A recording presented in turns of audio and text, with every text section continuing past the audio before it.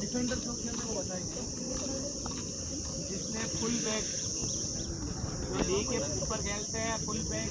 सरोज ना जाओ, वो डिफेंडर मतलब फुल बैक है, नया नियम है, डिफेंडर है, फुल बैक पुराने टाइम का है, ठीक है ना। अभी उसको डिफेंडर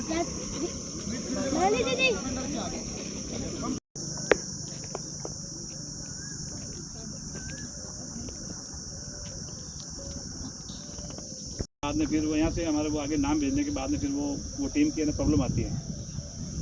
बाद में ऐसा नहीं होना चाहिए कि भाई आपका सिलेक्शन हो गया और बाद में आप मना करो। तो ऐसा कोई मना करने वाला हो तो अभी से पहले से बाहर बैठ जाना। और कभी किसी ने ऐसा किया तो नेक्स्ट टाइम से कभी हमारे यहाँ एंट्री नहीं होगी।